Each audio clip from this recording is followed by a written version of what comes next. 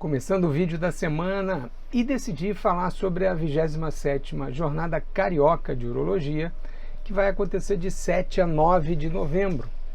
Fui convidado a participar de alguns temas interessantes, um da coordenação da avaliação dos trabalhos enviados para a jornada, e os outros dois assuntos, doença de Peyronie e um tema interessante também, como avaliar e conduzir um paciente com disfunção erétil. Então esses dois vídeos da semana vão abordar exatamente esses tópicos. Talvez não esgotemos o assunto nessa semana e aí podemos estender um pouquinho para a próxima, já que são temas bastante abrangentes. Então, você que ainda não está inscrito, aproveita, se inscreve aí no canal.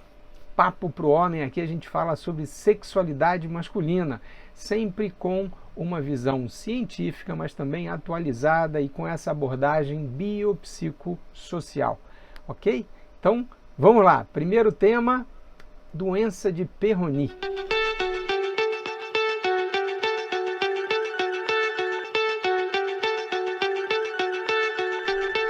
Bem, doença de Peyronie, esse nome complicado, a gente costuma simplificar dizendo curvatura peniana.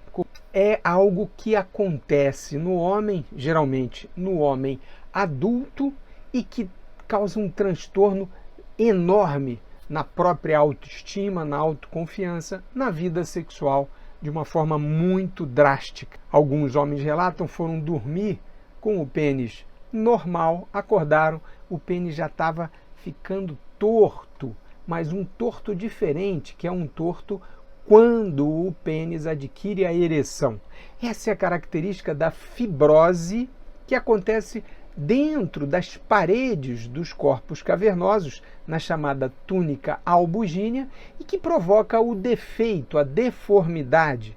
Lembrem-se, quando o pênis está ficando ereto, aqueles dois cilindros principais que tem lá dentro, eles vão se enchendo de sangue e se expandindo de uma maneira simétrica.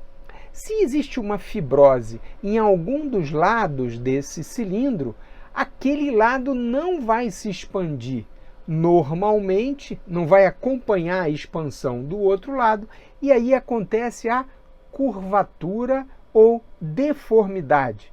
Então, a chamada doença de Peyronie nada mais é do que uma fibrose, que nem os médicos conhecem as verdadeiras razões, as causas, e que vão causar uma deformidade no pênis. Então, essa fibrose significa que na região ali, na túnica albugínea, por alguma razão, acontece uma aceleração do mecanismo natural que o corpo tem de provocar uma inflamação, geralmente com o intuito de produzir um reparo, uma cicatrização. Só que nesse caso, isso ocorre de forma desordenada, exagerada, e ao invés de corrigir um problema, causa o problema, que é exatamente a deformidade. Então o pênis pode se curvar para cima, para o lado, para baixo, de diferentes formas. Essa doença pode se manifestar. Por que doença de Peyronie, Dr. Walter? Esse é o nome de um cirurgião francês que há mais de 200 anos atrás descreveu essa fibrose. Então, acabou criando essa sinonímia, que é doença de Peyronie, mas de maneira simplificada, fibrose peniana adquirida. Por que adquirida, Dr. Walter? Sim, existem outros tipos de situação onde há uma curvatura peniana, mas, por exemplo, no pênis torto congênito, o pênis geralmente é curvado para baixo, é uma curvatura que a gente chama ventral, e isso é consequência de uma falha no desenvolvimento dessa região do corpo cavernoso, que provoca a falta de simetria na expansibilidade. Só que dessa vez a gente está falando de uma doença congênita, e na doença de Peyronie a fibrose é, na maior parte das vezes, dorsal, ou seja, o pênis curva para cima, e ela é adquirida. Então o homem passa boa parte da sua vida sexual com ereções, mantendo o pênis retificado, mas subitamente o pênis começa a entortar. A doença de Peyronie costuma ser descrita como tendo duas fases principais. Uma, a chamada fase aguda, onde o paciente começa a sentir dor no pênis e essa deformidade vai se modificando com o passar dos dias, meses. Então o pênis começa com um ângulo de curvatura e essa curvatura pode piorar com o tempo, ou seja, se agravar, a curvatura pode ir melhorando com o tempo ou ela pode ficar estacionada. A fase aguda é caracterizada por dois principais aspectos. O primeiro, a presença da dor, e o segundo, que esse ângulo da curvatura, a deformidade vai se modificando. Depois desse período da fase aguda, a doença costuma entrar numa fase de estabilidade ou crônica. E geralmente essa fase aguda dura de 6 meses até 1 ano e não é uma coisa estanque, ou seja, padronizada, que vai acontecer com todo mundo. Mas por que é importante ter essa noção? Enquanto o pênis está se modificando, não é uma boa estratégia oferecer soluções definitivas, e aí eu estou me referindo principalmente ao tratamento cirúrgico.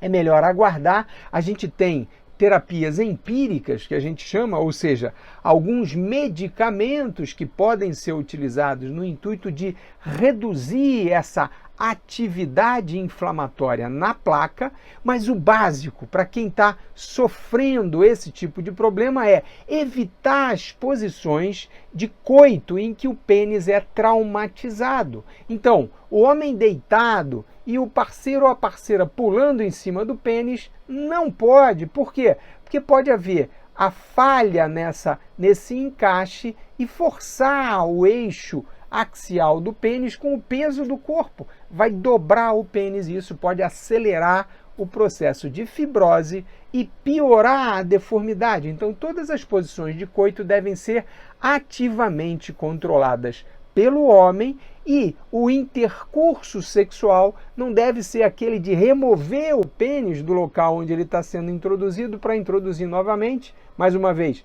para evitar o trauma e tentar controlar com o intercurso mais raso, mais curto, não tirando completamente o membro. Usar lubrificantes íntimos é uma boa e o preservativo lubrificado também no intuito de minimizar o trauma. E também evitar tentar desdobrar o pênis na marra. Tudo isso acelera a fibrose, piora a deformidade, ok? Na fase crônica, quando a doença está estabilizada, a regrinha de ouro que eu costumo utilizar é tentar manter a vida sexual, apesar da deformidade. Então, existem algumas situações que a gente chama de deformidades favoráveis. O que é isso, Dr. Walter? É quando o pênis adquire uma angulação menor do que 60 graus e numa angulação dorsal, ou seja, para cima. Isso não vai prejudicar o coito e pode, inclusive, otimizar a manipulação, o estímulo no ponto G da parceira ou do parceiro. Então isso pode ser adaptado com mudanças de posição e, mais uma vez, o lubrificante entra e o preservativo lubrificado entra como um grande auxiliar, mas tentando passar para o homem que está sofrendo com a deformidade que, veja, não temos uma cirurgia mágica que vai devolver aquele pênis que você tinha antes da fibrose. Todas as medidas cirúrgicas, e é o próximo assunto que eu vou abordar, elas são direcionadas a retificar o membro, mas não com a promessa de restabelecer exatamente o mesmo pênis que o paciente tinha antes do início da doença. No próximo vídeo, a gente vai falar sobre opções de tratamento para a doença de Peyronie quando ela adquire uma indicação cirúrgica. Então, acompanhem, não se esqueçam. Dúvidas aqui no nosso e-mail, 100% de confidencialidade. E lembre, pode mandar a sua sugestão de tema ou comenta aqui e encaminha, compartilha com alguém que você acha que pode se beneficiar com esse conteúdo que é feito com muito carinho para vocês.